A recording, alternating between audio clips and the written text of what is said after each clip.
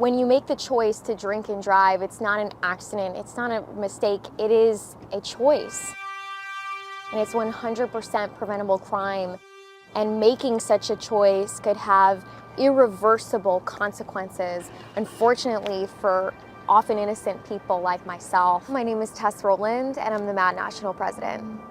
So May 4th, 2021 was supposed to be just any other Tuesday. I got up at 2 a.m. I was working as a morning reporter for the ABC station in Panama City Beach, Florida. I got ready for work. I was traveling the same way that I always did when suddenly I saw these bright headlights coming right at me, and then blackness. I went from being a happy, healthy 22-year-old who'd never broken a bone in my life to needing several emergency surgeries. Doctors actually thought initially that they were going to have to amputate the bottom portion of my right leg because it was literally hanging on by a thread. The engine of the car was about an inch away from my body, and first responders on scene were just amazed that I wasn't decapitated. Running this half marathon to me is just to prove to myself that I can be rebuilt into what I was before, and maybe even just a little bit better. I'm not doing it for time, rather just completion. It's been a challenge because some days are harder than others. Some days I've had to learn to have grace because I'm a completely different person than I was.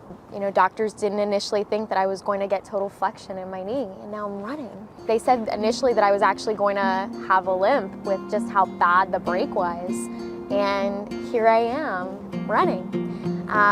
My shoulder, they said that you'll never be able to lift your arm above your head. I can do that now. It's not without pain, it's not easy.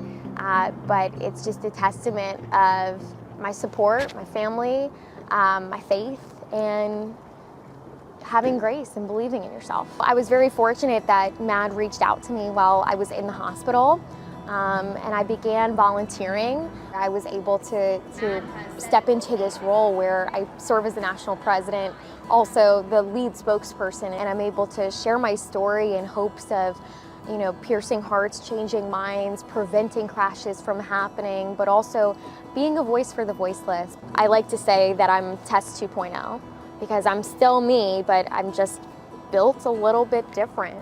Before my crash, I could have ran a 9-minute mile with ease, but for Tess 2.0, an 11-minute mile is what I'm running, and I'm happy with that. Maybe a marathon's in the cards next year, who knows? We'll see. You can never be too ambitious, I mean.